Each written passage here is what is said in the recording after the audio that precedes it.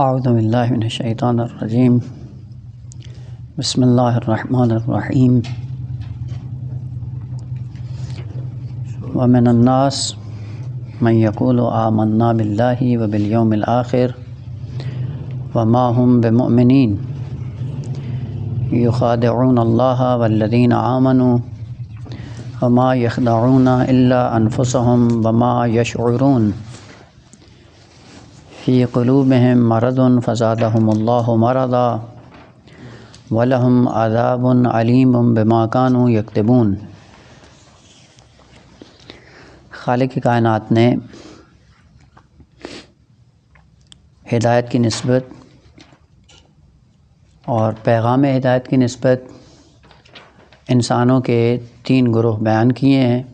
بعض وہ ہیں جو اپنا فطری سرمایہ جو خالق کائنات نے دیا ہے اس کو مکمل استعمال کر کے پیغام ہدایت کو لے کر اپنی منزل کمال کی طرف گامزن ہو جاتے ہیں، اور وہ متقین اور مومنین کا طبقہ ہے۔ اور دوسرا گروہ کہ جو اس سرمایہ فطری کو نیست و نابود کر کے اپنے آپ کو جہنم کا ایندھن بنا لیتے ہیں، کہ جو کفار معاند کے نام سے معروف ہیں۔ اور تیسرا طبقہ جو انتہائی خطرناک ہے وہ منافقین ہیں۔ منافقین جب مومنین کی بز میں آ کے بیٹھتے ہیں تو ان کے رنگ میں رنگے جاتے ہیں، اور جب شیاطین اور دشمنان خدا کے ساتھ خلوت کرتے ہیں تو انہی کا لباس پہن کر ان کے ہو جاتے ہیں۔ ان کی چند خصوصیات ہیں اور علامات ہیں جن کو خالق کائنات نے ذکر کیا ہے کہ انہی علامات سے ان کو پہچانا جا سکتا ہے۔ سب سے پہلی خصوصیت ان کی یہ ہے کہ یخادعون اللہ والذین آمنوا، کہ ہمیشہ خدا کو دھوکہ دیتے ہیں، مومنین کو دھوکہ دیتے ہیں، اور ان بے شعوروں کو یہ پتہ نہیں ہے کہ دوسروں کو دھوکہ نہیں دیا جا سکتا، چونکہ ہر انسان کا عمل اس کی بازگشت عامل کی طرف ہے۔ چونکہ عمل کی بازگشت عامل کی طرف ہے اور اس حقیقت سے یہ نابلد ہیں، اس لیے سمجھتے یہ ہیں کہ شاید ہم دھوکہ دے رہے ہیں۔ عرض کیا تھا کہ یہاں پہ باب مفاعلہ ہے جس کا کام طرفینی ہے، لیکن ہر جگہ باب مفاعلہ طرفینی استعمال نہیں ہوتا، البتہ وہاں پہ بھی قرینہ ہوتا ہے جس قرینے کی وجہ سے آپ یہ بیان کرتے ہیں کہ یہاں پہ باب مفاعلہ طرفینی نہیں ہے۔ مثلا اس میں سے ایک ہے باب مفاعلہ ہے آفاک اللہ۔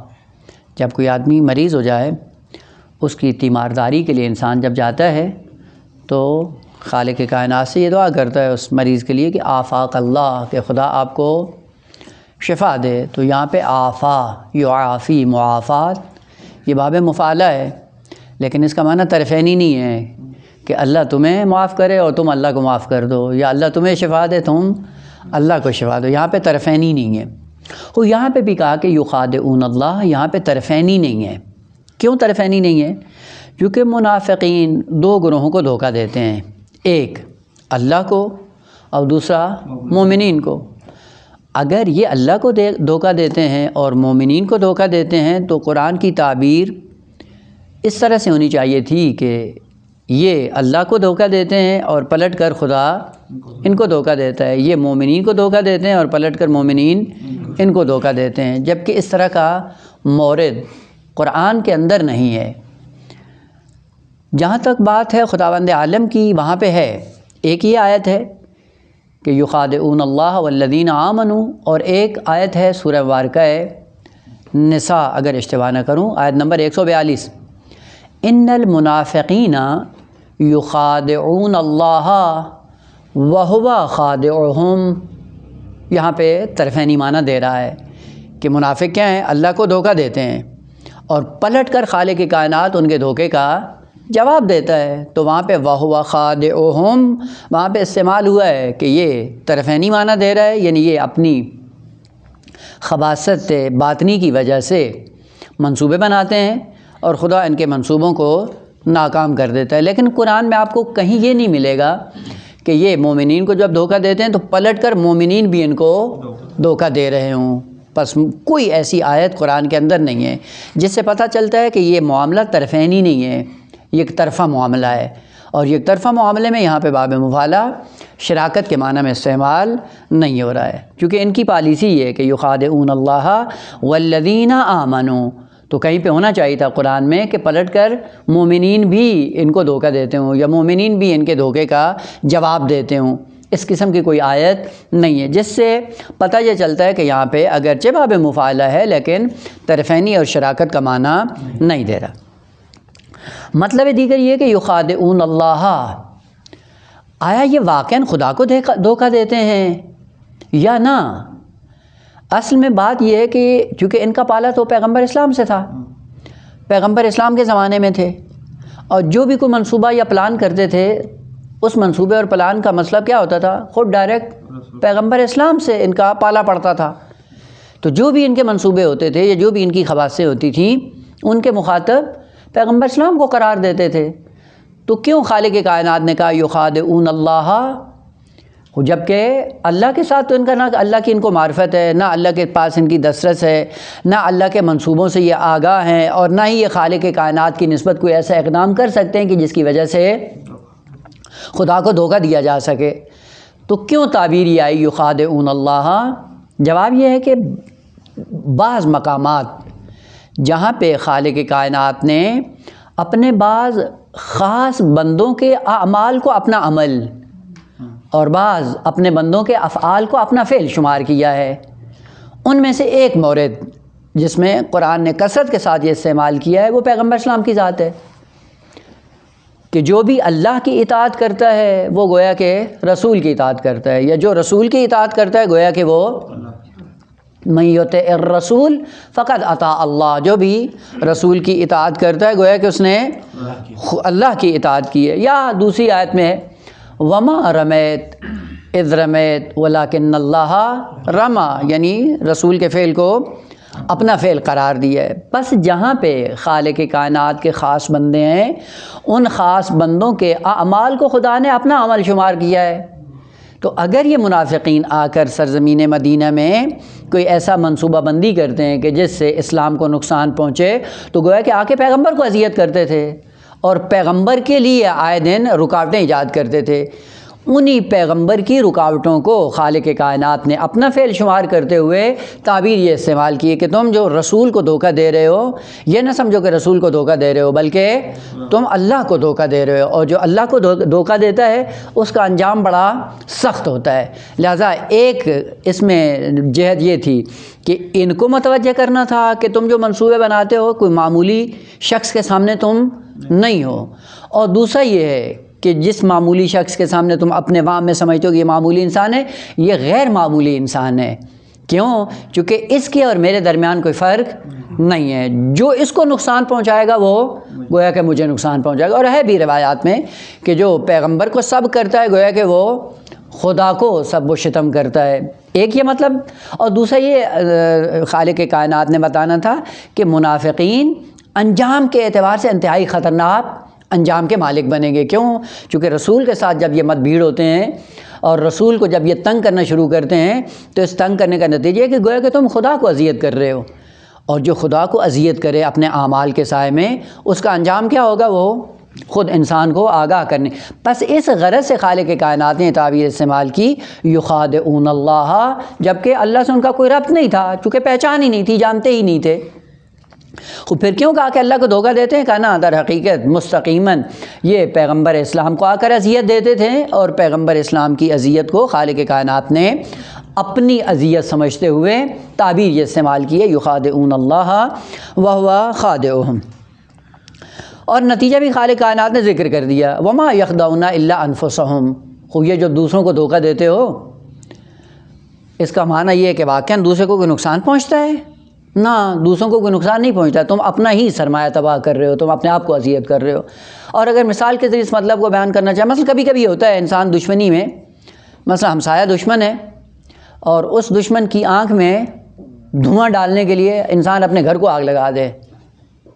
اپنے گھر کو آگ لگا رہا ہے کس لیے؟ کہ دشمن کی آنکھ میں دھواں جلا جائے۔ خوب کتنے چند لمحے کے لیے دھواں اس کے جائے گا، بعد میں وہ ٹھیک ہو جائے گا، لیکن یہ اپنا سارا سرمایہ تباہ کر بیٹھا ہے۔ اپنے گھر کو آگ لگا رہا ہے تاکہ دوسرے کو نقصان ہو، خود دوسرے کو نقصان نہیں ہوتا ہے، اپنا تم سرمایہ نابود کر رہے ہو، اپنے آپ کو اذیت کا شکار کر رہے ہو۔ بس خالق کائنات نے کہا وَمَا يَخْدَعُونَ إِلَّا أَنفُسَهُمْ، چونکہ جتنے بھی اعمال نفسانی ہیں یا جن اعمال کے پیچھے علت نفس انسانی ہے، اس عمل کی بازگشت اسی نفس کی طرف ہے جس نفس سے وہ صادر ہوا ہے۔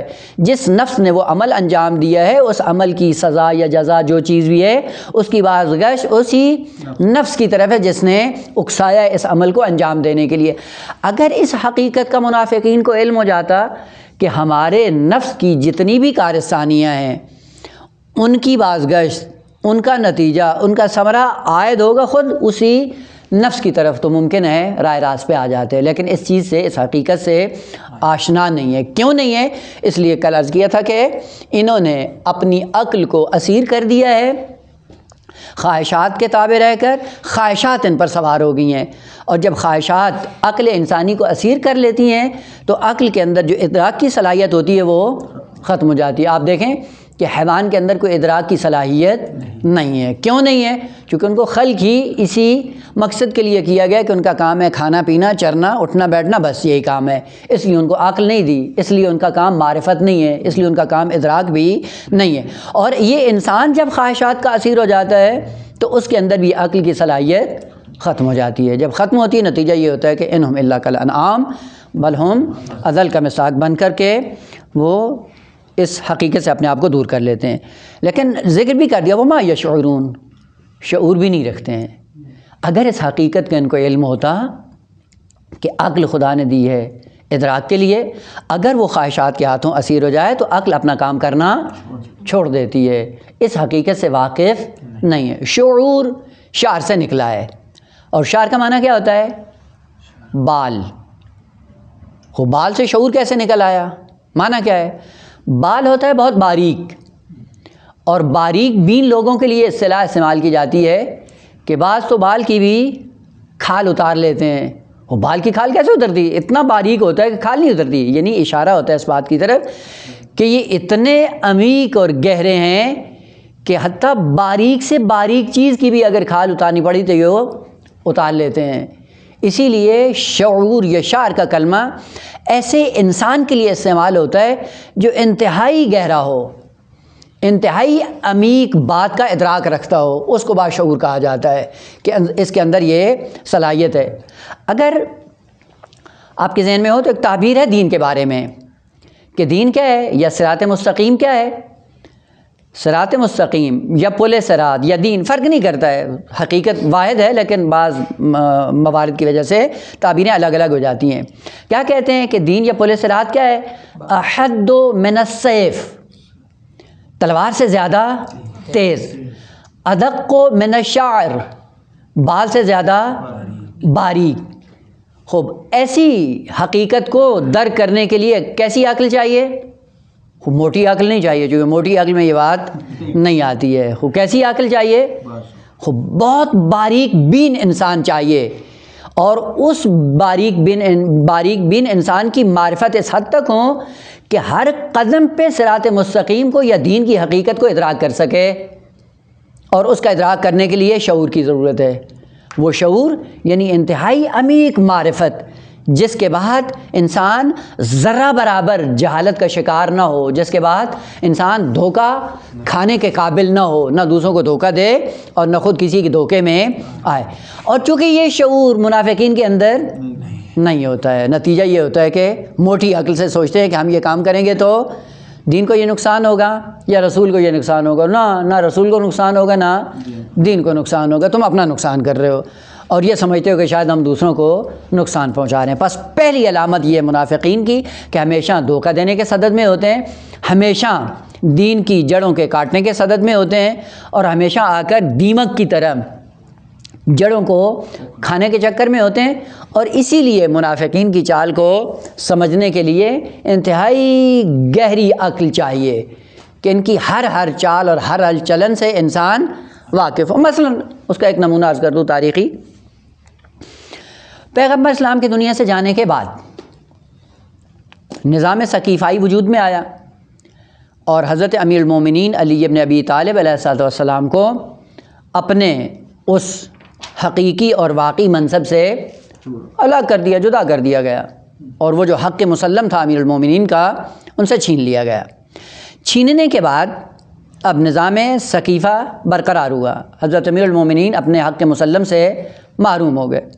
وہیں پہ ایک شخص بنام ابو سفیان کھڑا ہوا، اور کھڑا ہونے کے بعد آ کے کہتا ہے کہ میرے پاس پیسہ بھی ہے، افراد بھی ہیں، اور شمشیر زن بھی ہیں۔ تو آ کر امیر المومنین کو اکسایا کہ آپ آئیں، آپ قیام کریں، میں آپ کا ساتھ دیتا ہوں، اور آپ سقیفہ سے اپنے حق مسلم کو لیں اور ان کو یعنی ان کے ہاتھوں سے اپنا حق مسلم واپس لیں۔ خوب، اگر ہم ہوتے تو ظاہر سی بات ہے خیر خواہ سمجھ کے اور سارا سلسلہ ہوتا تو شاید اس دھوکے میں آ جاتے، لیکن امیر المومنین چونکہ معصوم ہیں، اور معصوم امام منافقین کی چال کو بہتر انداز سے سمجھتے ہیں۔ ایک ہی جملہ کہا کہ مجھے تعجب ہے ایسے شخص پہ کہ وہ شخص آ کر مجھے دین کو اور حق مسلم کو لینے کی دعوت دے رہا ہے جو زندگی بھر اسلام کا دشمن رہا ہے، اور آج وہ کیسے اسلام کے لیے مخلص بن گیا ہے اور اسلام کا خیر خواہ بن گیا ہے، چونکہ زندگی بھر اس کی نفاق میں گزری ہے ظاہری طور پہ۔ اور نہج البلاغہ کی تعبیر کے بارے میں انہوں نے یعنی بنو امیہ نے ایک لمحے کے لیے اسلام کو قبول نہیں کیا، بل استسلموا، اسلام قبول نہیں کیا بلکہ مستسلم ہوئے ہیں، باب استفعال مستسلم، یعنی جو اپنے آپ کو اسلام سے وابستہ کر کے اپنے مفادات کو محفوظ کرتا ہے، اسے کہا جاتا ہے مستسلم۔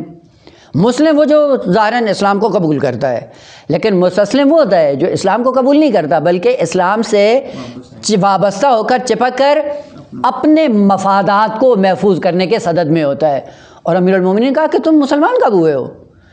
تم جب بھی ہو مجبور ہو کر تم نے اسلام کا سہارا لیا ہے، تو تم کب سے اسلام کے خیر خواہ بنے ہو کہ آ کر امیر المومنین کی مدد کرو، اور مدد کر کے تمہاری مشکل سقیفہ والوں سے ہے، اور سقیفہ والوں کے ساتھ چونکہ مستقیم اور ڈائریکٹ ہو کر تم ان سے بدلہ نہیں لے سکتے ہو، اور تمہارا یہ اناد اور کینہ اور بغض اس حد تک ہے، اب آپ کو سہارا چاہیے امیر المومنین کا، وہ امیر المومنین تیرے لیے اعلیٰ بنے، اور تو اپنی پرانی دشمنی اور پرانے کینے نکالنے کے لیے آ کر امیر المومنین کا سہارا لو، اور میں سہارا بننے کے لیے آمادہ نہیں ہوں۔ اسی لیے امیر المومنین نے جو تعبیر کی بہت خوبصورت تعبیر استعمال کی۔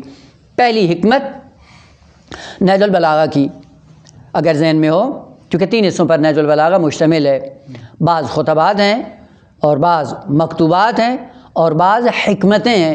حکمتیں یعنی معاشرتی اصول ہیں جو امیر المومنین نے ذکر فرمایا۔ معاشرتی اصول یعنی اگر آپ کو معاشرہ انسانی میں جینا ہے کہ چارہ نہیں ہے کہ آپ معاشرہ انسانی کے بغیر آپ جی نہیں سکتے ہیں، اس معاشرے میں رہنا ہے، تو اس معاشرے میں رہنے کے لیے کون سے اصولوں پہ عمل کر کے اپنے آپ کو انسانی معاشرے کا حصہ بناؤ، ان اصولوں کو آپ کہہ سکتے ہیں کہ اصول زندگی جو امیر المومنین علیہ الصلوۃ والسلام نے بیان کیے ہیں کلمات کثار کی صورت میں، مختصر حکمت بھرے کلمات، ان کو بیان کرنے کے لیے تیسرا حصہ جو سید شریف رضی نے جمع کیے بنام حکمتیں، ان میں سے پہلی حکمت کیا ہے؟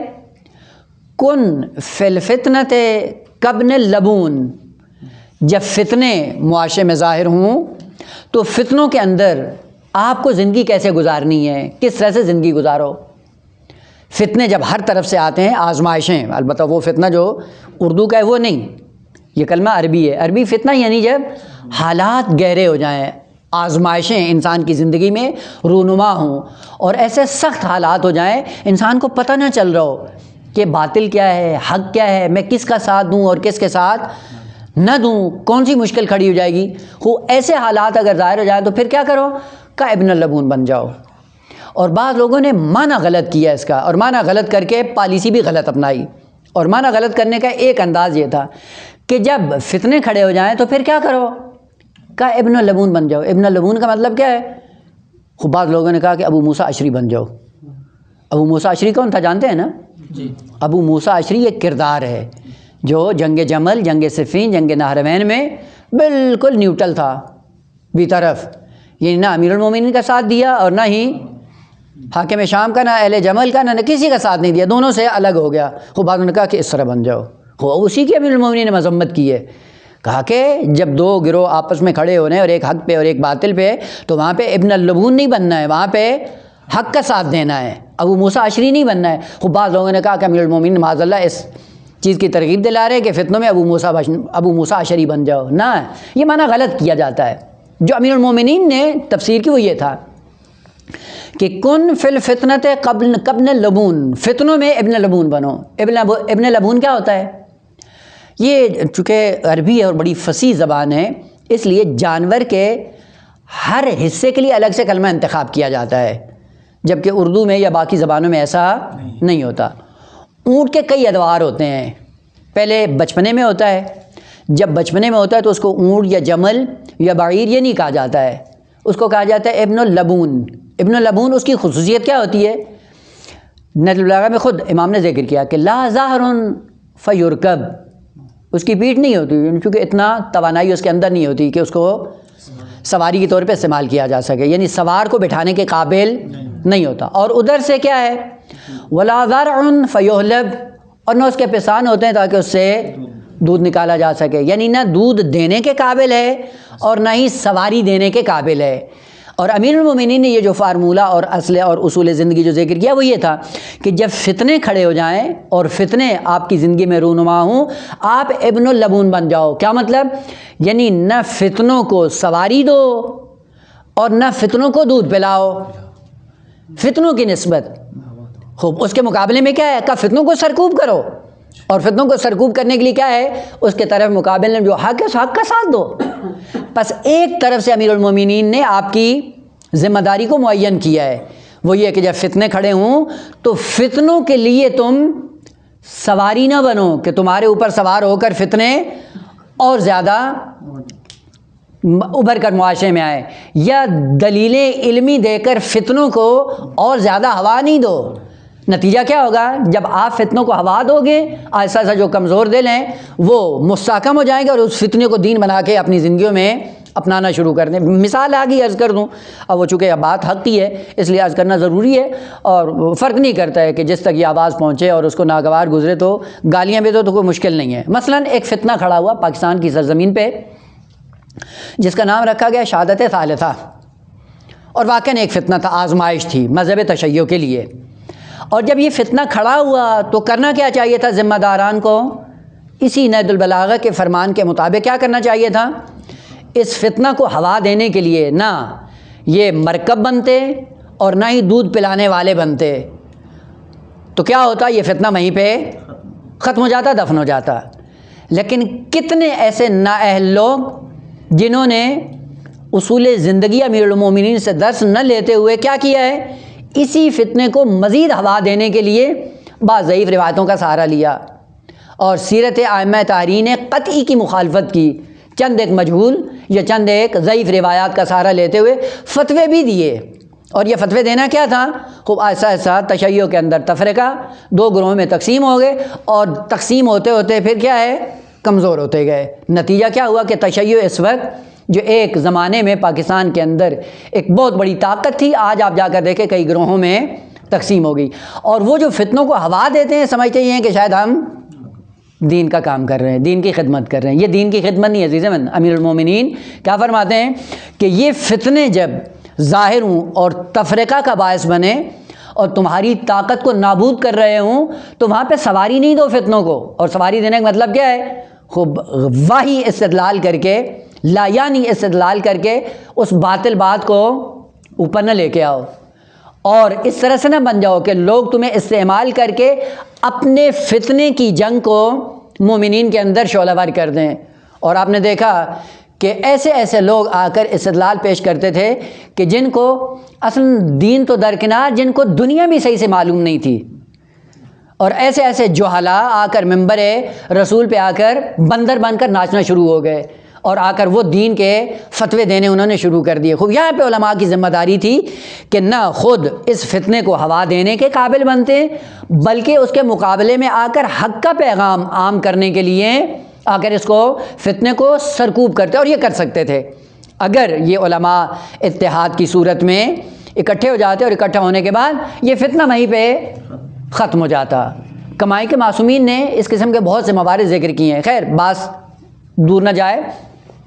فتنوں کے اندر اصول زندگی میں سے کیا ہے کہ ابن اللبون بننا ہے فتنے کی نسبت، نہ یہ کہ حق و باطل کے درمیان جنگ ہو رہی ہو تو ابو موسیٰ بن کے گھر میں بیٹھ جاؤ، نہ یہ معنی نہیں ہے، بلکہ فتنوں کو نابود کرنے کے لیے کبھی بھی آپ شریف بن کر سادہ لوح بن کر استعمال نہ ہوں۔ اگر استعمال ہو گئے اور سادہ لوحی میں تو آپ دین کی خدمت نہیں کر رہے ہیں بلکہ دین کی جڑیں کاٹ رہے ہیں، بلکہ دین کو کمزور کر رہے ہیں۔ لہٰذا جب فتنوں کی باری آئے تو فتنوں کی نسبت آپ ابن اللبون بنیں۔ ابن اللبون یعنی نہ ان کو سواری دو، آپ پہ سوار ہو کر وہ دین کا وہ سارا سلسلہ سنبھال۔ اسی لیے امیر المومنین نے کہا کہ ابو سفیان تو چاہتا ہے کہ مجھ سے سواری لے اور ان فتنوں میں آ کر میں تیرا ساتھ دوں اور تو مجھے استعمال کر کے تم اسلام کی جڑوں کو کھوکھلا کر دو۔ کہا نہ، ہم ایسے نہیں ہیں، ہم منافقین کو پہچانتے ہیں۔ پس منافق کو اور منافق کے منصوبے کو پہچاننے کے لیے باریک بین انسان چاہیے جس کی عقل بہت ہی کامل اکمل ہو اور وہ ان کے منصوبوں سے آگاہ ہو۔ اور چونکہ یہ بے شعور طبقہ ہے، اور بے شعور طبقہ یعنی نسبت بے آخرت، نسبت بے مقصد زندگی، نسبت بے دین، یہ بے شعور طبقہ ہے، اور یہ چاہتے ہیں کہ شاید دنیا کے اندر اگر ہم چالاک ہیں تو اس کا مطلب ہے کہ ہم دین کو جیسا چاہیں استعمال کر سکتے ہیں۔ نہ، ایسا نہیں ہے۔ لہٰذا ایک ذمہ داری ہے منافقین کے مقابلے میں کہ ہمیشہ باشعور طبقہ ان کے مقابلے میں ہو اور قدم بقدم ان کی پالیسیوں کو ناکام کرے اور اسلام کے پیغام کو عام کرتے ہوئے اسلام کی خدمت کرے۔ دوسری خصوصیت جو منافقین کی خالق کائنات نے ذکر کی وہ یہ ہے، فی قلوبہم مرض فزادہم اللہ مرضا۔ منافقین کی دوسری علامت کہ ان کے دلوں میں بیماری ہے، مرض ہے، فزادہم اللہ مرضا، اور خدا ان کی بیماری کو اضافہ کرتا رہتا ہے۔ اور اس کے بعد وَلَهُمْ عَذَابٌ علیم، اور ان کے لیے عذاب علیم ہے۔ عذاب علیم کی وجہ کیا ہے؟ بما کانوا یکذبون، یعنی علت بھی خالق کائنات نے ذکر کر دی۔ کہا کہ عذاب علیم کیوں یہ عذاب علیم کے مستحق بنے، کا سبب، ریزن اور وجہ کیا ہے؟ بما کانوا یکذبون، چونکہ یہ کاذب ہیں، چونکہ یہ تکذیب کرتے ہیں، چونکہ کذب جیسا سبب ان کے یہاں پایا جاتا ہے، اس کذب کی وجہ سے عذاب علیم کے مستحق قرار پائیں، کے بعد میں انشاءاللہ عرض ہوگا۔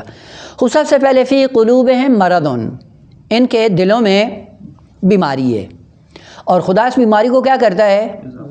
اضافہ کرتا رہتا ہے۔ پہلی بات یہ ہے کہ انسان کی حقیقت قلب انسانی سے ہے، یعنی اگر انسان کا باطن دیکھا جائے تو انسان کا باطن حقیقتاً کیا ہے؟ قلب ہے۔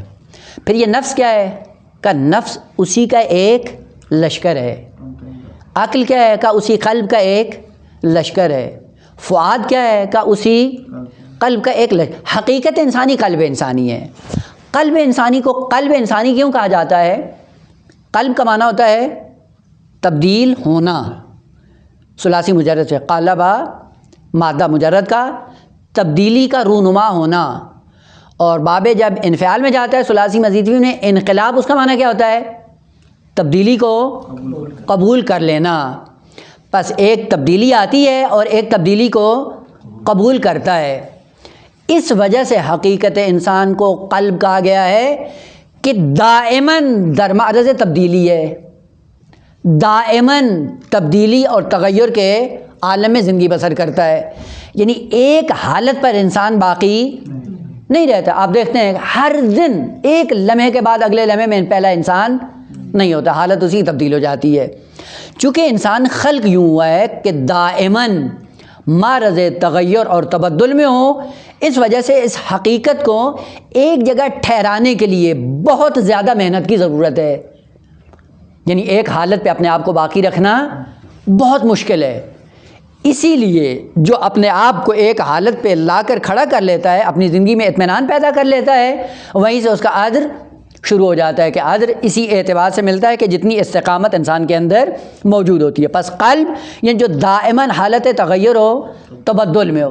دیکھیں عموماً یہ ہوتا ہے ہماری زندگی میں جو اس کا ملموس نمونہ کہ جب کبھی آپ اچھی محفل میں بیٹھتے ہیں جہاں پہ دین کی بات ہو رہی ہوتی ہے، دین فہمی کی بات ہوتی ہے، اخلاقیات کی بات ہوتی ہے، تربیت کی بات ہوتی ہے، اور ایسا ایسا انسان کی بیداری کا مسئلہ آتا ہے، تو اس محفل میں جب بیٹھتے ہیں تو ہمارے اندر ایک تبدیلی آتی ہے، اور اس تبدیلی میں کیا ہوتا ہے؟ وہیں پہ بیٹھ کے مصمم میں ارادہ کرتے ہیں کہ آج کے بعد ہمیں دین کے راستے پہ چلنا ہے. وہاں پہ یہ تہیہ کر کے اٹھتے ہیں کہ نہیں، آج کے بعد واقعاً یہ دین اتنا عظیم ہے اور یہ دین ہمیں اتنے کمالات کی طرف لے کے جانا چاہ رہا ہے، تو تبدیلی آ جاتی ہے. لیکن جیسے ہی اس محفل سے اٹھ کر باہر جاتے ہیں، پھر معاشرے کے اندر جاتے ہیں، اپنے دوستوں سے ملتے ہیں، پھر انہی کے رنگ میں بدل جاتے ہیں اور پھر یہاں کی بات بھول جاتے ہیں. اور یہ دائماً انسان کی زندگی میں یہ واقعات رونما ہوتے ہیں، ایک حالت پہ باقی نہیں رہتا ہے. اسی لیے انسان کی حقیقت ہے قلب. اس قلب کو مرحلہ سلامت پہ لے جانے کی ضرورت ہے.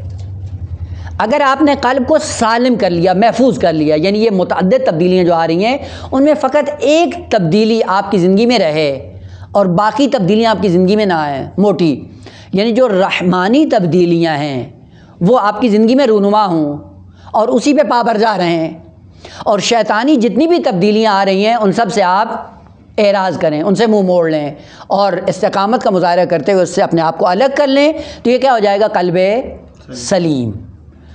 یہی قلب سلیم ہونا بہت مشکل ہے، اور اسی قلب سلیم کو پانے کے لیے دنیا میں آئے ہیں.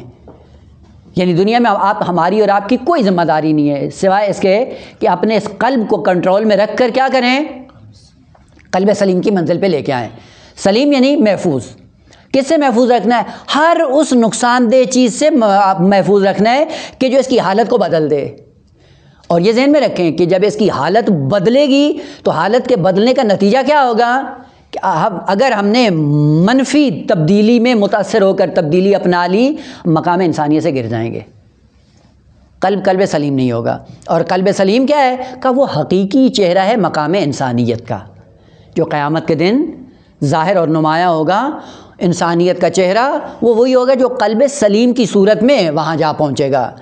اور جن کے اندر دین سے ہٹ کر تبدیلیاں آئیں اور انہوں نے تبدیلیوں کو قبول کر لیا، جس کے نتیجے میں قلب سلیم ہونے سے نکل گیا، تو وہاں پہ کیا ہوگا کہ وہ انسانی شکل میں نہیں ہوگا. بس ایک شکل ہے انسان کی جو انسانی ہے، بقیہ اگر تبدیلیاں آتی رہیں تو وہ انسانی شکل کی صورتیں نہیں ہیں، وہ الگ ہیں. اسی لیے خالق کائنات نے کہا کہ اگر آپ ان کے اندر جا کر دیکھو تو ظاہری طور پہ آپ کو یہ بشریت کے لباس میں نظر آتے ہیں، لیکن اسی بشریت کے لباس کے اندر ایک بھیانک قسم کا حیوان ہے اسی تبدیلی کے نتیجے میں. ابھی کیوں نظر نہیں آتا ہے؟ کہ اس لیے کہ پردہ پڑا ہوا ہے، اور جب یہ پردہ ہٹے گا اس کے بعد کیا ہوگا کہ وہ اصلی چہرہ اس کا ظاہر ہو جائے گا کہ اس نے قلب کو کس حالت میں تبدیل کر کے کون سا چہرہ اپنا کر یہ ہماری بارگاہ میں آیا ہے. وہ قیامت کے دن نمایاں ہو جائے گا. پس قلب کیا ہے؟ حقیقت انسانی ہے جس کو محفوظ رکھنے کی ضرورت ہے. اور پہلے بھی مثال عرض کی تھی اور شاید یہ تذکر کے لیے ہو، خالق کائنات نے اس سے کہا کہ یہ قلب ہے. آ رہی ہیں بعد میں، آپ وہاں پہ انشاءاللہ تفصیل سے عرض کروں گا. یہ قلب ہے. قلب کا معنی کیا ہے؟ تبدیل ہونا، منقلب ہونا. اگر تبدیلی کو قبول کر لیتا ہے منقلب ہو جاتا ہے. قلب کا نام قلب اس لیے رکھا ہے کہ جو دائماً ہمیشہ حالت تغیر اور تبدل میں، کبھی مثبت حالت اپنا کر تبدیل ہوتا ہے اور کبھی منفی حالت اپنا کر تبدیل ہوتا ہے. لیکن یہ ذہن میں رکھ لیں کہ جس تبدیلی کو آپ قبول کریں گے اسی تبدیلی میں اسی قلب کی حیثیت اور شخصیت اور صورت بن جائے گی، اور وہ انعام یہ اپنے ساتھ مختص کر لے گا. یعنی جیسے تبدیلی آئے گی اسی تبدیلی کے سائے میں اس کی شکل بھی بنے گی اور اس کا نام بھی مشخص ہو جائے گا. پس قلب کا کوئی اپنا نام نہیں ہے. کون سا نام پڑے گا؟ کا تبدیلی کے بعد دیکھیں گے کہ کون سی تبدیلی اس نے اپنائی ہے جس کے نتیجے میں اس کا نام پڑ گیا. مثلا قرآن نے کہا بعض کیا ہیں؟ بعض قلب قسی کے مالک ہیں، بعض قلب شقی کے مالک ہیں، بعض قلب مشمئز کے مالک ہیں. اور یہ نام ہے جو قرآن نے ذکر کیے ہیں. یعنی جیسی جیسی تبدیلی آتی ہے ویسے ویسے اس کا نام بن جاتا ہے. ان میں سے ایک حالت ہے وہ کیا ہے؟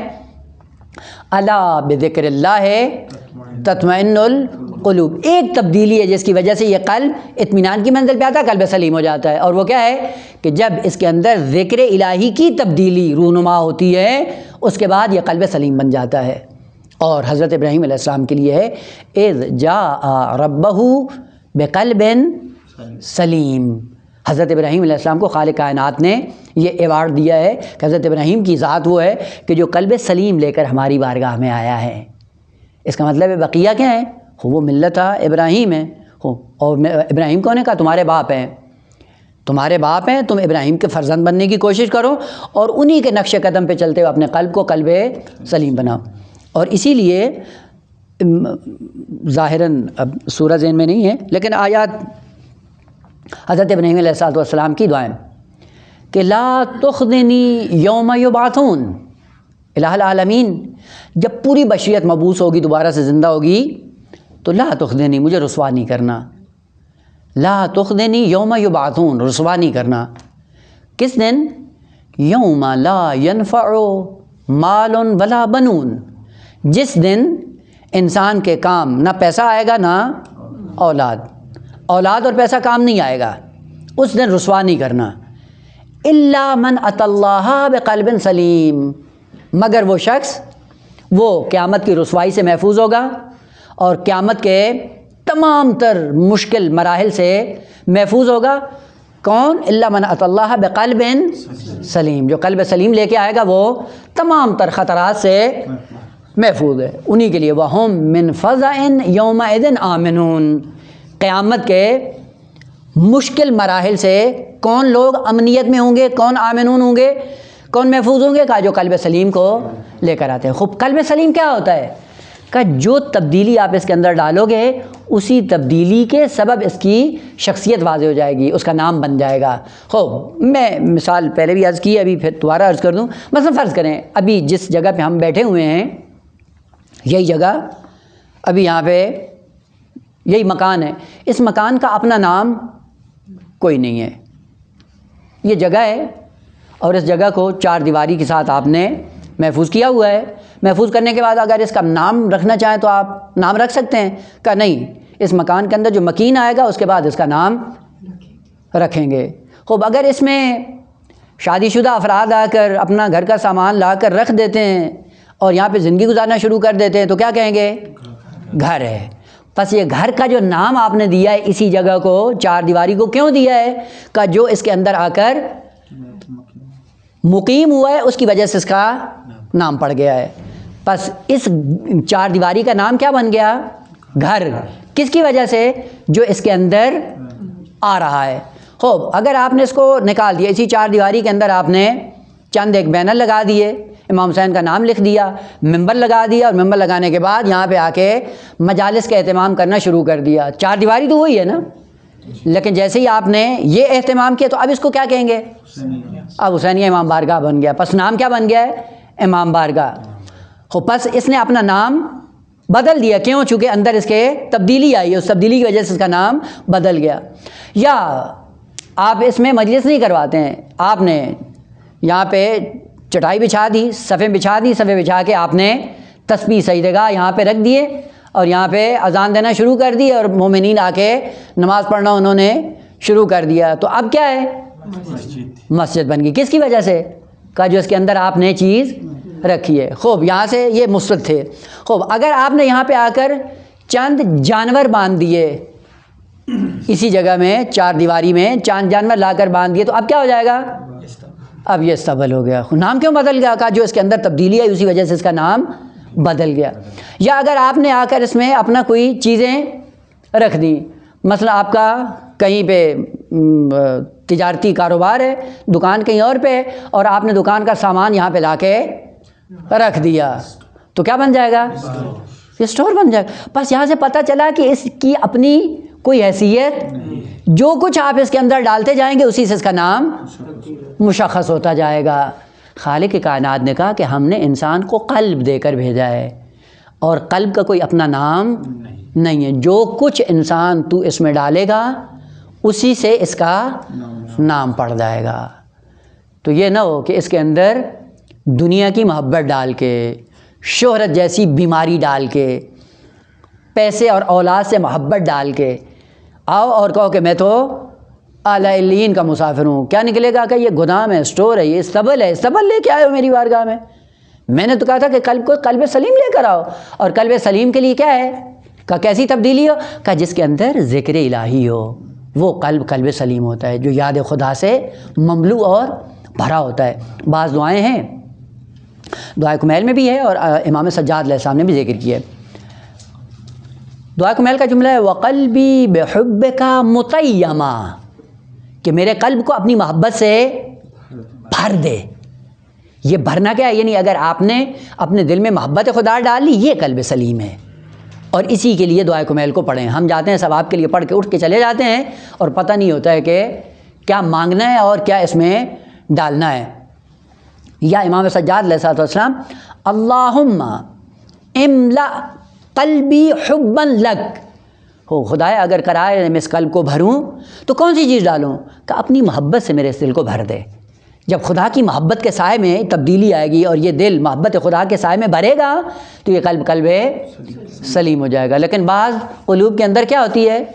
پیسے ٹکے کی محبت ہوتی ہے، نکلتا نہیں ہے ہاتھ سے، جمع کرتے رہتے ہیں چیوٹی کی طرح، اور بل میں ذخیرہ کرتے کرتے مر جاتے ہیں، اور مرنے کے بعد یوم الحسرت ہو جاتا ہے ان کے لیے۔ خوب یہ قلب سلیم ہے کہ نا، یہ وہی اسٹور ہے، استبل ہے، گودام ہے کہ جس کو اٹھا کر اللہ کی بارگاہ میں جا پہنچا ہے۔ سب سے پہلے یہ قلب ہے۔ اب قلب کی بیماریاں کیا ہیں؟ بہت سی بیماریاں ہیں، ایسا ایک ایک کر کے قرآن اسی سورہ مبارکہ بقرہ میں ذکر کیا ہے خداوند عالم نے۔ انشاءاللہ جیسے جیسے وہاں پہ پہنچتے ہیں عرض کریں گے۔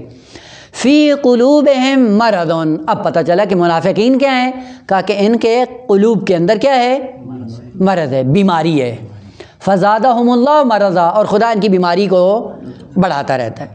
خب پہلا سوال یہ ہے کہ ان کے دلوں کے اندر بیماری کیا ہے، اور اس بیماری کا علاج ہے یا نہیں ہے، اور پھر کیوں خدا ان کی بیماری کو بڑھاتا رہتا ہے؟ کئی ایک سوال ہیں، ایک ایک کر کے۔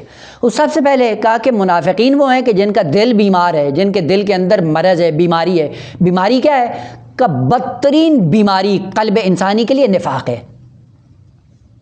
نفاق ایک ایسی خطرناک بیماری ہے، اگر دنیا میں اس کا کوئی دیکھنا چاہیں نمونہ نظیر تو کوئی نہیں ہے، البتہ قریب کرنے کے لیے مثلا آج کل دیکھ لیں کینسر یا سرطان، ایڈز جیسی بیماریاں کہ جو لا علاج ہیں۔ یہ لا علاج بیماریاں ظاہر ہے جب انسان کو لاحق ہوتی ہیں تو پھر آہستہ آہستہ نابود ہو جاتا ہے۔ کہ نفاق ایسی بیماری ہے جو دل کے اندر آتی ہے، جب لگتی ہے اس قلب کے اندر تو دیمک کی طرح آہستہ آہستہ قلب کو کھانا شروع کر دیتی ہے، اور ایک دن قلب کو قلب حیوانی بنا دیتی ہے، اور مقام انسانیت سے یہ انسان گر جاتا ہے اور بدترین حیوان ہو کر اس دنیا سے چلا جاتا ہے۔ پس فی قلوبہم مرض، ان کے دلوں میں بیماری ہے، اس بیماری کا نام کیا ہے؟ کہ نفاق ہے۔ نفاق بدترین بیماری ہے، اور جو بدترین بیماری کا شکار ہو جاتے ہیں، آپ نے دیکھا ہے معاشرے میں جیسی بیماری ہوتی ویسے لوگوں کا رویہ ہوتا ہے۔ اگر بیماری انتہائی مہلک اور خطرناک ہو تو بشریت کیا کرتی ہے؟ پرہیز کرتی ہے، اعراض کرتی ہے، ان کے قریب بھی نہیں جاتی ہے۔ اسی لیے خالق کائنات نے کہا یہ منافقین وہ طبقہ ہے کہ جن کے قریب ہونے کا بھی نہیں سوچیں، کبھی بھی ان کے دھوکے میں نہیں آئے، یہ کبھی بھی آپ کے لیے خیر خواہ نہیں ہے۔ لہٰذا کیا کرو؟ منافقین سے ہمیشہ بچ کے رہو، دور رہو، اصل ان کے قریب نہیں آؤ، اصل اپنا ناطہ ان کے ساتھ نہیں جوڑو، اپنا رابطہ ان کے ساتھ برقرار نہیں کرو، کیونکہ جیسے ہی رابطہ برقرار کرو گے فوراً یہ آپ کے دل کو بھی اس اپنی بیماری سے آلودہ کر دیں گے۔ بعض ہوتی ہیں مصری بیماریاں، مصری بیماریاں کیا ہوتی ہیں؟ جو سرایت کرتی ہیں دوسروں کی طرف۔ اس لیے ابھی دیکھا بشریت نے، ابھی یہ 1-2 سال کرونا کی بیماری آئی اور کہا اتنی مصری ہے کہ پھر انسان نے ماسک اور پتہ نہیں کیا کیا چڑھا کے ایسا معاشرہ انسانی سے ایک دوسرے سے بالکل الگ ہو گئے، چونکہ مصری بیماری ہے، مہلک بیماری ہے، نابود کا۔ نفاق ایک ایسی بیماری ہے جب دل کے اندر رونما ہوتی ہے تو وہ ایسی خطرناک بیماری ہے کہ جو دوسروں کی طرف بھی سرایت کرتی ہے، مصری بیماری ہے، اور دوسروں کو بھی آلودہ کرتی ہے، اور جب دوسروں کو آلودہ کرتی پھر معاشرہ انسانی نفاق کا شکار ہو جاتا ہے، اور پورا وہ معاشرہ انسانی مقام انسانیت سے گن کر ایک حیوانی معاشرہ بن جاتا ہے۔ اور یہ خطرناک بیماری ایسی جس مکتب میں بھی آئی اس مکتب کو اس نے نابود کر دیا ہے۔ اور اگر تاریخ میں آپ دیکھنا چاہیں جتنے بھی مکاتب ہیں، اب وہ حق ہوں یا باطل فرق نہیں کرتا ہے، آپ مطالعہ کر کے دیکھ لیں پوری تاریخ کے اندر جتنے مکاتب کو مذاہب کو نقصان پہنچا ہے اور وہ ذلت کا شکار ہوئے ہیں تو وہ اسی نفاق کی بیماری سے رسوا ہوئے ہیں۔ یعنی ایک مکتب کا کھلا مکھلا دشمن ہے، اس نے اتنا نقصان نہیں پہنچایا مکتب کو جتنا اس داخلی دشمن نے جو اس مکتب میں رنگ میں آ کر اس مکتب کی جڑیں کاٹنا شروع کی۔ یعنی نفاق کے رنگ میں جتنا نقصان پہنچا ہے اتنا کھلے مکھلے دشمن سے نقصان نہیں پہنچا۔ اور اسی کا نوحہ امیر المومنین نے پڑھا ہے نہج البلاغہ میں، وہ خطبہ حتماً جا کر پڑھیے گا اگر ہو فرصت، کہ امیر المومنین علیہ السلام جب مسند خلافت پہ فائز ہوئے پہلا خطبہ جو امیر المومنین نے مدینہ کی سرزمین پہ دیا اس میں اسی بیماری کی طرف اشارہ کیا، اور اشارہ کر کے معصوم فرماتے ہیں اور 3 دن تک تو امیر المومنین نے خلافت کو قبول نہیں کیا، اور 3 دن تک آزاد چھوڑ دیا۔ کیوں آزاد چھوڑا؟ کہ جو جن عادات کے تم خوگر ہو چکے ہو میں وہ کام کرنے والا نہیں ہوں، چونکہ ہر ایک نے ہوتا ہے نا اپنا اپنا مقام بنایا ہوتا ہے، اور اپنے اپنے مقامات بنا کر بیت المال سے اپنے حقوق مسلم فرض کر لیتے ہیں، یہ تو ہمیں حتماً ملنا ہی ہے۔ امیر المومنین 3 دن تک قبول نہیں، 3 دن تک اتمام حجت کیا۔ اتمام حجت کرنے کے بعد امیر المومنین نے واضح الفاظ میں کہا کہ دیکھو اگر میں خلیفہ بن گیا اور میری اگر تم نے بیعت کی تو بیت المال کے ذریعے سے اگر کسی نے لونڈی خریدی میں وہ بھی لوں گا۔ لونڈی یعنی وہ خرید کر اپنے نکاح میں لیتے ہیں، کہ میں وہ بھی، حتیٰ جنہوں نے مہریہ بیت المال سے اٹھا کر دیا ہوئے میں وہ بھی واپس لوں گا۔ یہ نہ سمجھنا کہ امیر المومنین لگی لپٹی سے کام لے گا کہ جی آپ ہمارے دوست ہیں، آپ ہمارے قریبی ہیں تو ٹھیک ہے چلتا ہے، چپاول گری کا، نہ یہ نہیں ہوگا۔ 3 دن تک اتمام حجت کرنے کے بعد امیر المومنین نے جب زمام خلافت کو قبول کیا وہاں پہ پہلا خطبہ دیا، اور اس خطبے میں کیا کہا کہ امیر المومنین کی مشکل یہ ہے کہ آج جس معاشرے کی زمام میں اپنے ہاتھ میں لے رہا ہوں، اس معاشرے میں اور جس زمانے میں پیغمبر اسلام جاہلیت کے اندر مبعوث ہوئے تھے ان میں اور ان میں کوئی فرق، یعنی میری حالت پیغمبر اسلام کی حالت ہو گئی ہے۔ جب پیغمبر اسلام جاہلیت کے معاشرے میں مبعوث ہوئے تھے تو کیا تھی ان کی حالت؟ ننگے طواف کرتے تھے، غارت گری ان کا پیشہ تھا، ظلم اور بربریت ان کے لیے امتیاز تھا۔ کہ یہ سارے کام اس پورے 25 سالہ دور میں ہوئے ہیں، لیکن فرق یہ تھا کہ جب پیغمبر اسلام مبعوث ہوئے تھے تو کوئی علم اور دین کا دعوے دار نہیں تھا۔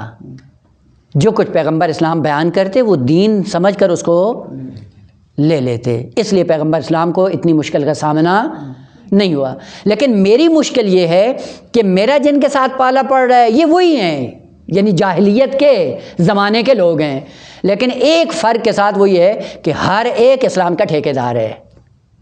اندر سے کیا ہیں؟ وہی جاہلی ہیں، جاہلی رسومات کے اوپر اسلام کا لباس چڑھا کر انہوں نے معاشرے کے اندر دین کی جڑیں اکھاڑ دی ہیں، لیکن خود کیا ہیں؟ دعوے دار کس کے ہیں؟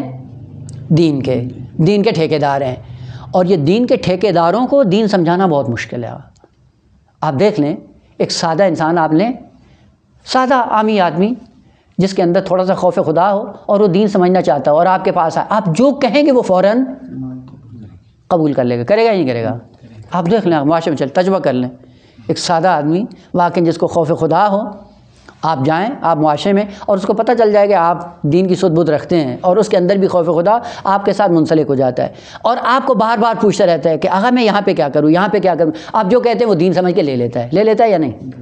خوب ایک وہ آدمی آپ اس کو دیندار بنانا چاہیں آپ کے لیے آسان ہے، خوب بائیں ہاتھ کا کھیل ہے آپ پہ، لیکن ایک وہ جو چند سال حوضے میں رہا ہے اور وہ اندر سے جاہل ہے، کھوکھلا ہے، آپ اس کو ذرا دین سمجھا کے دیکھیں۔ جب بھی دین کی بات کریں گے آگے سے کوئی نہ کوئی ہڈ حجتی نکال کے، نہ مولانا آپ یوں نہیں سمجھے، یوں نہیں ہے، یوں ہے، اب اس کو ذرا سمجھا کر دیکھو، یہی مشکل ہے۔ ایک وہ جو نیم ملا ہے اس کو دین سمجھانا کا انتہائی خطرناک اور انتہائی مشکل کام ہے۔ امیر المومنین کا میری مشکل یہ ہے کہ حقیقتاً یہ کیا ہیں؟ وہی جاہلیت کے دور کے ہیں، اور ساری جاہلی رسومات انہوں نے 25 سالہ دور میں پلٹا دی ہیں، اور میری حالت یہ ہے آج ان کے اندر جو رسول اللہ کی حالت تھی مشرکین مکہ کے درمیان، لیکن اس فرق کے ساتھ کہ وہ واقعاً اپنے آپ کو جاہل ہی سمجھتے تھے، لیکن یہ اپنے آپ کو دین کا ٹھیکیدار سمجھتے ہیں۔ اب ان کو میں کیسے سیدھا کروں گا؟ خوب اس کے لیے امیر المومنین کے نعرے اور وہ جو نوحے ہیں وہ واقعاً پڑھنے والے ہیں، اور ہوا بھی ایسے ہی۔ خوب جنگ جمل کس کے ساتھ ہے؟ خوب انہی دینداروں کے ساتھ۔ جنگ صفین کس کے ساتھ ہے؟ انہی دینداروں کے ساتھ۔ خود نہروان کس کے ساتھ ہے؟ انہی نے، جس کے اندر پوری جاہلیت ہے، لبادہ اسلام کا اڑا ہوا ہے۔ یہ خطرناک ہے اور مشکل ترین، یہ دین کے اندر مشکل ترین یہ جرثومہ ہے، اور جس کا مقابلہ کرنے کے لیے امیر المومنین جیسی شخصیت کے بھی نوحے بلند ہو جاتے ہیں، چیخ چیخ کر امیر المومنین پکارتا ہے۔ کیوں؟ یعنی واقعاً یہ ایسے ہیں کہ جن کو سیدھا کرنے کے لیے امیر المومنین جیسا امام بھی 4 سال سے زیادہ مقاومت نہیں کر سکے اور بالآخر شہید ہو گئے۔ بس جن کے اندر یہ تبدیلی آتی، بیماری آتی، ان کی بیماری کیا ہے؟ بیماری ہے نفاق، اور نفاق ایسی بیماری ہے کہ جو ایسا ایسا ایک مکتب کو کھا جاتی ہے، یعنی وہ جو دوسرا دشمن ہے وہ اتنا کام نہیں کر سکتا۔ یہ منافق ہے جو کسی ایک زمانے میں تھا، اگر اشتباہ نہ کروں جنگ جہانی دوم تھی ظاہراً یا پہلی، اب یہ ڈاؤٹ میری طرف سے ہے، لیکن وہ نمونہ جو ذکر ہے وہ یہ تھا، جرمن کو امریکیوں نے وہ یرغمال بنانے کے لیے وہاں پہ ایک شخص کو انہوں نے پریزیڈنٹ بنایا جرمن کا، اور وہ جاسوس تھا در حقیقت امریکیوں کا۔ تو کام اس نے کیا امریکیوں کے لیے، اور کیا کیا کہ تمہارا کوئی کام نہیں ہے، ہم تم سے کوئی مطالبہ بھی نہیں چاہتے ہیں، تمہارا فقط ایک کام ہے اور ایک ذمہ داری ہے کہ جتنی پوسٹیں ہیں، جتنے عہدے ہیں، سارے نااہلوں کو دے دو، اہلوں کو سائڈ پہ رکھو، جو نااہل ہے اس کو بھرتی کرتے جاؤ، اس کے بعد ہمارا کام تمام ہو جائے گا۔ اور دیکھا بعد میں کہ پورا جرمن دیوالیہ ہو گیا۔ اور یہ ہے آغا کہ واقعاً جب نااہل اہل کی جگہ پہ بیٹھ جاتا ہے، وہ پھر اس کو ہے نل البلاغہ کی یہ تعبیر ہے کہ جب نااہل کو اہل کی جگہ پہ بٹھا دیا جائے، اور جس قوم میں یہ کام اس قوم کو کوئی ذلت اور رسوائی سے نہیں بچا سکتا ہے۔ پس خطرناک ترین بیماری کیا ہے؟ نفاق، جو ان کے دلوں میں فی قلوبہم مرض، ان کے دلوں میں مرض ہے، فزادہم اللہ مرضا، اس مرض کو خدا بڑھاتا رہتا ہے۔ خود یہ جو بیماری ان کے اندر ہے، یا اسلام کے پاس کوئی علاج نہیں تھا؟ اسلام کے پاس 3 راستے ہیں، دین کے پاس 3 راستے ہیں، تین راستوں سے اس انسان کا علاج کرتا ہے۔ سب سے پہلے علاج کا نام ہے بیماری کو آنے سے پہلے بیماری کا سدباب کیا جائے، جس کو آپ کیا کہتے ہیں؟ ویکسن یا واکسن، ویکسینیشن کرتے ہیں نا انسان کو۔ یہ ویکسینیشن کس لیے ہوتی ہے؟ جلوگیری، یعنی بیماری کے آنے سے پہلے اس بیماری کو روک لیا جائے۔ یہ راہ علاج ہے۔ اسلام نے کہا، خداوند عالم نے بھی کہا کہ ان بیماریوں کے نزدیک نہیں جاؤ، بیماری سے پہلے اپنے آپ کو محفوظ رکھو۔ اس کو جب ادبی تعبیر استعمال کی جاتی ہے تو وہ کہا جاتا ہے کہ بیماری کا علاج اسباب دافع، دال فے عین، یعنی کسی بیماری کو دفع کرنا، دور کرنا، کس لیے؟ کہ آنے سے پہلے ہی سدباب کر لینا۔ اور جب آنے سے پہلے ہی سدباب کر لیں گے تو کیا ہو جائیں گے؟ محفوظ رہیں گے۔ مثلا سردی آ رہی ہے، وہ سردی آنے سے پہلے کیا کریں؟ گرم لباس پہن لیں، گرم لباس کا اہتمام کر لیں، گرم لباس کا اہتمام کرنے کے بعد ان سے جب منسلک رہیں گے، خود جب بیماری آئے گی تو آپ محفوظ رہیں گے۔ خود اسلام نے پہلا رائے حل یہ پیش کیا ہے پوری بشریت کے لیے کہ ہم نے اسباب دفع تمہارا اہتمام کیا ہے کہ بیماریاں تمہارے اندر آئیں نہیں۔ اس کے لیے کیا کیا کہ میں نے اپنا محبوب ترین مخلوق میں سے پیغمبر اسلام کے بعنوان ہادی بھیجا ہے، ان سے منسلک رہو، بیماریوں سے محفوظ رہو گے۔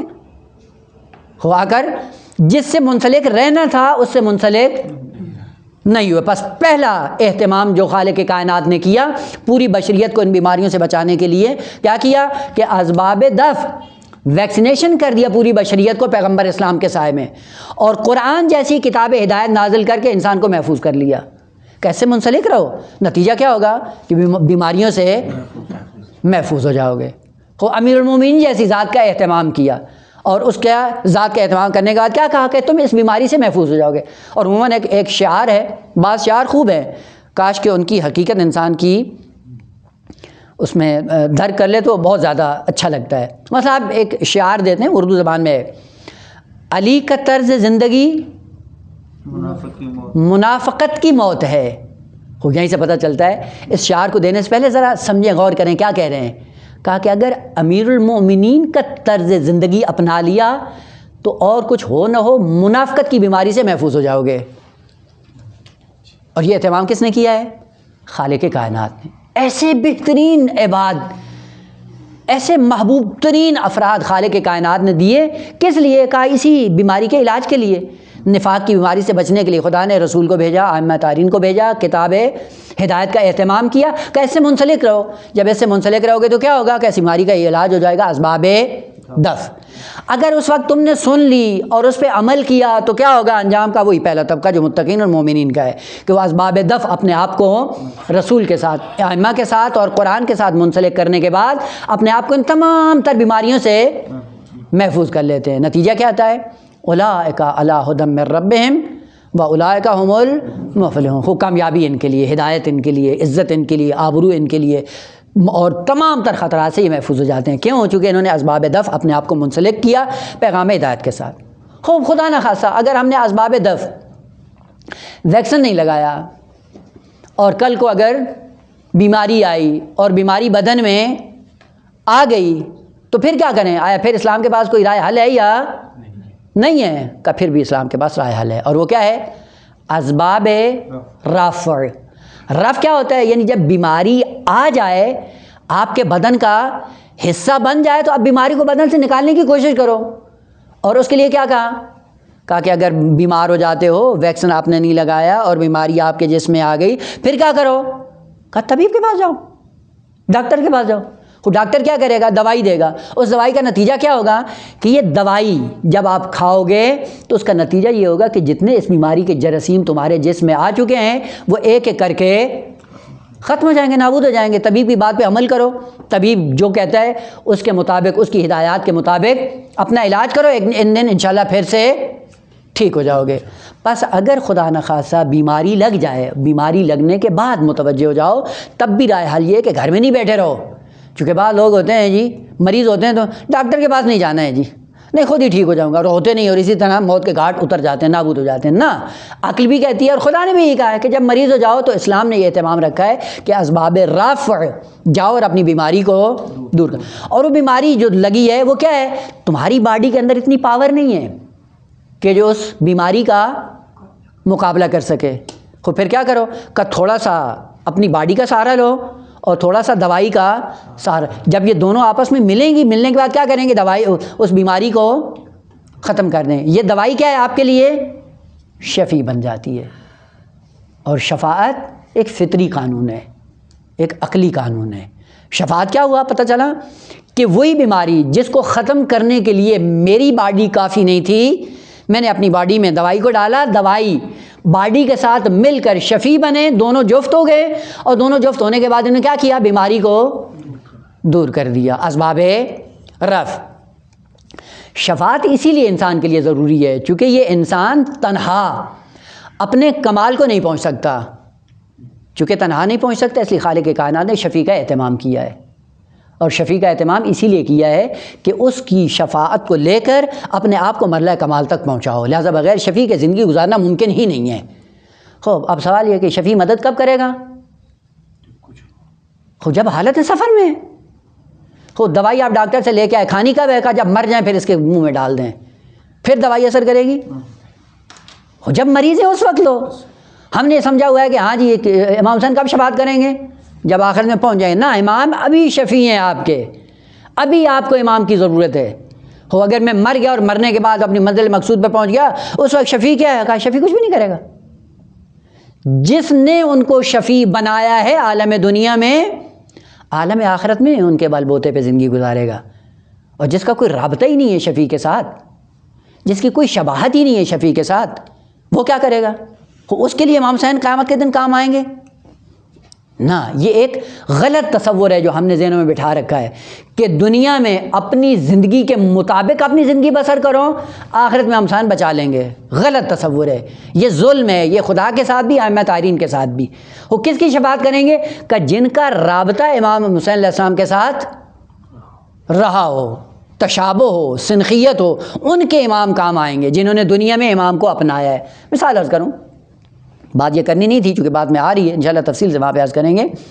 مثلا فرض کریں ایک انسان ہے، لنگڑا ہے، ایک ٹانگ اس کی کام نہیں کرتی ہے اور اس کو سفر بھی کرنا ہے۔ سفر کرنا، فرض کریں کہ یہاں سے اٹھ کے اس کو گھر جانا ہے، تو گھر جانے کے لیے اس کو کیا چاہیے؟ بیساکھی چاہیے یا سواری چاہیے۔ وہ کیا کرے؟ کرنا بیساکھی مجھے ابھی جب میں چل رہا ہوں بیساکھی نہیں دیں، گاڑی نہیں دیں، موٹر سائیکل اس کو نہیں دیں۔ اب وہ لولا لنگڑا جس طرح سے ہوتے ہوتے گھر پہنچ گیا، جیسے ہی گھر پہنچا ہے آپ نے بیساکھیوں کا ٹرک لا کے اس کو دے دیں، کیا کہے گا؟ کیا کہا؟ میرے سے کس کام کا ہے؟ جب میں سفر میں تھا جہاں مجھے ضرورت تھی اس وقت تو تم نے دی نہیں، کہ جس کے بل بوتے میں اپنا آسانی سے سفر طے کرتا۔ اب یہ بیساکھیاں کس کام کی؟ آگ لگا دو پڑی نے، میرے کس کام کی ہیں؟ ہوتا یا نہیں ہوتا؟ عالم دنیا میں انسانی سفر کو مکمل کرنے کے لیے شفیع کی ضرورت ہے، اور بغیر شفیع کے ہم یہ سفر نہیں کر سکتے ہیں۔ کون ایسا انسان ہے جو اپنے منزل کمال کو جانتا ہو؟ کسی کو نہیں معلوم ہے۔ یہاں شفیع کی ضرورت ہے، ان کی تعلیمات کے مطابق زندگی گزارنے کی ضرورت ہے۔ خوب زندگی ہم نے اپنی رسومات کے سائے میں گزار دیں، اور ہمارا کوئی پہلو ائمہ طاہرین کی سیرت کے ساتھ نہ ملتا ہو۔ توقع ہمیں یہ ہے کہ مرنے کے بعد امام آ جائیں گے، مرنے کے بعد کوئی کام نہیں آئے گا، آپ کا سفر آپ کا ختم ہو گیا۔ آپ کو دوران سفر شفیع چاہیے تھا، آپ کو دوران سفر معاون کی ضرورت ہے، آپ کو دوران سفر مددگار کی ضرورت ہے۔ خوب ہوتے کیا ہے کہ نہیں جی مریں گے تو سارا کچھ ہو جائے گا۔ یہ خام خیالیاں ہیں کہ جس کو ہم نے دین کا حصہ بنا کر زندگی گزارنی شروع کر دی ہے۔ خوب اسلام کے پاس آیا ہے، اور کیا ہے؟ اسباب رفع۔ رفع کیا ہے کہ جب مریض ہو جاؤ تو طبیب کے پاس جاؤ۔ خود طبیب جو آپ کو ہدایات دیتا ہے، ان ہدایات کے مطابق اگر زندگی بسر کی تو وہ جو بیماری آپ کے وجود میں آئی ہے وہ ساری نکل جائے گی۔ اسی لیے کہا کہ طبیب کون ہوتا ہے؟ کہ طبیب وہ نہیں ہے جو اپنی دکان کھول کے بیٹھا رہے منتظر ہے کہ مریض کب آتے ہیں، چونکہ ایک نظام دنیا کا ہے، اور نظام دنیا میں یہ ہے کہ طبیب اور ڈاکٹر کیا ہوتا ہے؟ اپنی کلینک کھول کے بیٹھ جاتا ہے، منتظر رہتا ہے کہ مریض کب آئیں اور کب ان کی جیب خالی کروں۔ لیکن اسلام نے کیا کہا نا، طبیب وہ نہیں ہوتا جو دکان کھول کے بیٹھ جائے۔ طبیب اصل دکان کھولتا نہیں ہے، کھو کے آپ نے بناتا نہیں ہے۔ طبیب کی خصوصیت طبیب دوار بطبہ، طبیب ہوتا وہ ہے جو مریضوں کے پاس جاتا ہے، دائماً حال حرکت میں ہوتا ہے، کس معاشرے کے اندر کون سی بیماری آئی جا کے اس کا علاج کریں۔ بس آؤ اسلام نے اہتمام کیا، اور وہ اہتمام کیا ہے؟ طبیب دوار بطبہ، اور اسی طبابت کا نتیجہ یہ ہے کہ وہ خود اٹھ کر مریضوں کے پاس جاتا ہے، تمہارے اندر یہ بیماری ہے، یہ کرو ٹھیک ہو جاؤ گے، یہ بیماری ہے، یہ کرو ٹھیک ہو جاؤ گے۔ وہ گھر میں نہیں بیٹھتا ہے، کیونکہ اس کو جیبیں خالی نہیں کرنی ہے، وہ کچھ دینے آیا ہے، آپ سے کچھ لینے کے لیے نہیں آیا۔ اسی لیے خالق کائنات نے بہترین اہتمام جب کیا انبیاء کا، تو ان کا اہتمام کیا تھا؟ کسی نبی کو حکم نہیں ہے کہ وہ اپنا اجر رسالت مانگے، کسی کو بھی حکم نہیں، اور کسی نے مانگا بھی نہیں ہے۔ پورا قرآن پڑھ لیں، کسی نبی نے کوئی اجر نہیں مانگا، اور جب پیغمبر خاتم نے بھی مانگا تو فوراً تصریح کر دی کہ جو مانگ رہے ہو یہ میرے فائدے کے لیے نہیں ہے، مجھے تم کچھ بھی نہیں دے سکتے ہو۔ اگر کوئی اجر رسالت دینا تو اس کی بازگشت بھی تمہاری طرف ہے، تمہارا فائدہ ہے، تم راہ نجات پہ گامزن ہو جاؤ گے، میرا کوئی فائدہ نہیں، اس لیے مجھے تم اجر دے ہی نہیں سکتے ہو۔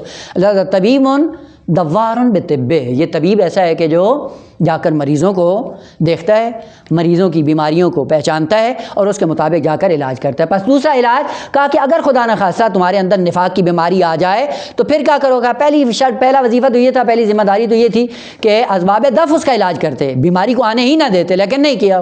ہو سکتا ہے انسان غفلت کے نتیجے میں اس کا شکار ہو جائے، جب متوجہ تو اب کیا کرو؟ کہ اسباب رفع اس کو دور کرو، اور اسباب رفع دور کرنے کا نتیجہ کیا ہے؟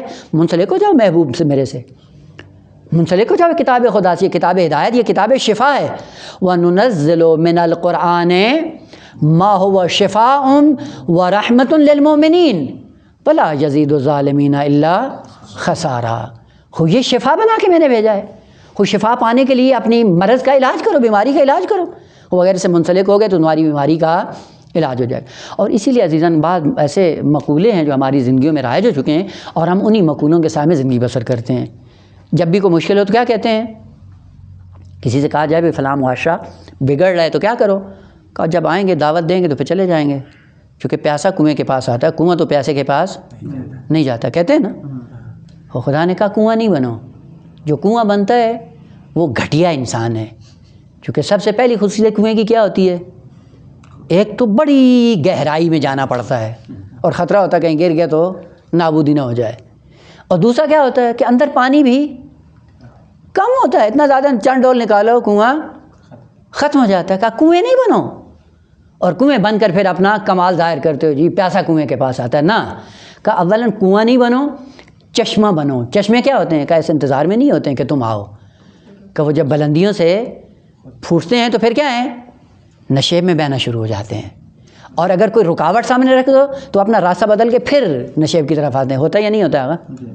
اس کا مطلب وہ رکتا نہیں ہے۔ اسی لیے کہا عالم جو چشمہ بن کر معاشرے کے اندر جا کر بیماریوں کا علاج کرتا ہے، ایک منطقے میں اگر وہ ممنوع الورود ہو جاتا ہے کہ کوئی بات نہیں، یہاں نہیں تو وہاں جا کے کام کر لیں گے۔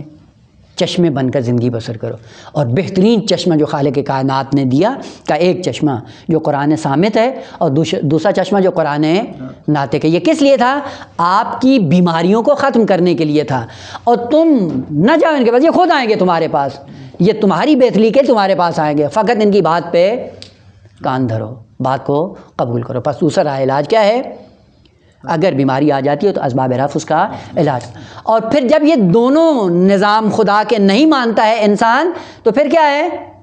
وہ پھر کیا کرتا ہے طبیب؟ چونکہ بعض مریض ایسے ہوتے ہیں جو نہ ویکسین لگاتے ہیں اور نہ ہی اس کے دستور کے مطابق زندگی بسر کرتے ہیں، اور جب بیماری اوج پہ پہنچ جاتی ہے تو اس کے بعد طبیب کیا کہتا ہے؟ آخری اب کیا ہے کہ اس کو چھوڑ دو. اب چھوڑ دو کیا مطلب ہو گیا؟ چھوڑ دو یعنی اس کے لیے کوئی ایسا دستور نہیں جس کو ٹھیک کر سکے. اسی لیے قرآن کہتا ہے اعملوا منافقین سے اعملوا فسیر اللہ عملکم ورسولہ. جو دل چاہے کرتے رہو. جب بیماری اتنی تمہاری بڑھ گئی ہے کہ اب یہ قابل علاج نہیں ہے تو اب کیا کرو؟ خوب چھوڑ دو. اب جو دل چاہے، چونکہ بعض ہوتے ہیں ڈاکٹر وہ ہدایات دیتے ہیں کہ ان چیزوں سے پرہیز کرنا ہے، یہ نہیں کھاؤ، یہ نہیں کھاؤ، یہ نہیں کھاؤ. جب اس کی بات ہم نے نہیں سنی تو پھر کیا کہتا ہے؟ کہتا ہے آزاد ہو، سب کچھ کھاؤ. خوب سب کچھ کھاؤ کا مطلب کیا ہے؟ یعنی جو بھی کھاتے رہو گے تمہاری بیماری میں ہی اضافہ ہونا، اور ایک دن تمہارے وجود کو یہ کھا جائے گی، تم ختم ہو جاؤ گے. تیسرا راستہ پھر کیا ہے کہ جب یہ طبیب کی نہیں سنتا ہے، نہ اسباب دفع نہ اسباب رفع، تو اس کے بعد کیا علاج ہے کہ اس کو چھوڑ دو، آزاد کر دو. یہ آزادی کیا ہے؟ یہ آزادی یہ ہے کہ اب کوئی نسخہ ہدایت اس کے لیے قابل علاج نہیں ہے، تو کیا کرو کہ اس کو چھوڑ دو. اسی لیے خدا نے کہا فی قلوبہم مرض، اس مرض کا علاج نہیں کیا، نہ اسباب دفع نہ اسباب رفع. تو کیا نتیجہ ہوا؟ فزادہم اللہ مرضا. خدا نے کہا اعملوا فسیر اللہ عملکم، جو دل چاہے کرتے رہو، چونکہ جو بھی کرو گے تمہاری بیماری میں اضافے کا باعث بنے گا. پس فزادہم اللہ مرضا، مرض کو بڑھا دیتا ہے. کیا مطلب؟ یعنی اس بیمار کو اپنے حال پہ چھوڑ دیتا ہے. جب بیمار کو اپنے حال پہ چھوڑ دیا جائے تو وہ ٹھیک نہیں ہوتا، دن بدن اضافہ ہوتا جاتا ہے اور ایک دن نابود ہو جاتا ہے. پس فزادہم اللہ مرضا، خدا ان کے مرض کو نہیں بڑھاتا ہے بلکہ اس مریض کو اپنے حال پہ چھوڑ دیتا ہے. مریض کو اپنے حال پہ چھوڑنا ہی کیا ہے؟ فزادہم اللہ مرضا، بیماری اس کی بڑھتی رہتی ہے. منافقین کیا ہیں؟ کہ منافقین وہ ہیں نہ اسباب دفع اس پہ عمل کرتے ہیں نہ اسباب رفع دین کے فارمولے پہ عمل کرتے ہیں. آخر میں خدا کیا کہتا ہے کہ ان کو اپنے حال پہ چھوڑ دو. جب ان کے حال پہ چھوڑ دو گے تو کیا ہوگا؟ فزادہم اللہ مرضا. اس بچے کی طرح جو ماں کا ہاتھ نہیں تھام کر چلتا ہے تو ماں اس کا ہاتھ چھوڑ کر اس کے اپنے حال پہ چھوڑ دیتی. جب اپنے حال پہ چھوڑ دی پھر کیا ہوتا ہے؟ گرتا رہتا ہے، ٹھوکریں لگتی ہیں، زخمی ہو جاتا ہے. وہ ہوتا رہے، اب مجھ سے کیا. جب تم نے ہاتھ ماں کا نہیں تھامنا ہے، جب ہاتھ چھوڑ دو گے اس کا نتیجہ کیا ہے؟ یہی ہے. بس فی قلوبہم مرض، دوسری بیماری ان کے اندر نفاق ہے. فزادہم اللہ مرضا. یہ زادہم اللہ مرضا کیا ہے؟ یہ تیسرا نسخہ ہے اسلام کا کہ جب باب دفع بھی عمل نہیں کیا اور باب رفع میں بھی آپ نے آ کر طبیب کی بات نہیں مانی. مرض تمہارا شدید ہو گیا ہے، اس شدید مرض کا علاج نہیں، اب تمہیں آزاد چھوڑ دیا جائے گا. اور کرے گا کیا؟ کہ جو کچھ تم کھاؤ گے اس کھانے کے نتیجے میں کیا ہوگا؟ تمہارا مرض بڑھتا ہی رہے گا. بعض لوگ ہیں جن کو بیماری ہوتی ہے، اب اس بیماری میں علاج جب نہیں کرتے ہیں تو جو نعمت خدا کھاتے ہیں وہ نعمت بیماری میں تبدیل ہو جاتی ہے. مثلا فرض کریں، خدا محفوظ رکھے، شوگر کا مرض ہوتا ہے. اب جب کسی بات پہ عمل نہیں کرتا ہے، کیلا کھاتا ہے شوگر بڑھ جاتی ہے، انار کھاتا ہے شوگر بڑھ جاتی ہے. جو نعمت کھاتا ہے مرض بڑھ جاتا ہے. کیوں؟ چونکہ علاج نہیں کیا. نتیجہ کیا ہوتا ہے؟ ایک دن کا اس کو چھوڑ دو، آزاد کر دو. جو بھی کھائے گا اس کی بیماری میں اضافہ ہوتا رہتا ہے اور ایک دن آئے گا کہ اسی بیماری کے نتیجے ذلت اور رسوائی کا شکار ہو کر دنیا سے چلا جائے گا. بات جاری ہے کہ یہ کیسے والا عذاب علیم بما کانوا یکذبون، کہ انشاءاللہ بعد میں. الحمدللہ رب العالمین.